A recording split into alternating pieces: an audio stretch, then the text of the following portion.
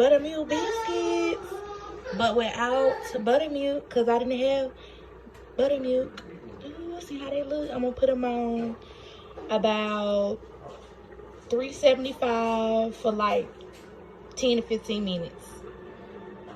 Hey you guys, I'm back. So as you can see right now, I'm just putting butter on the biscuit. It's like honey butter.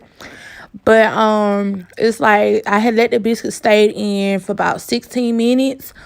And woo, they were so delicious. Like, oh my god. So it's like now, if y'all want to see me actually prepare it, I will. Like, they was so golden and so like fluffy.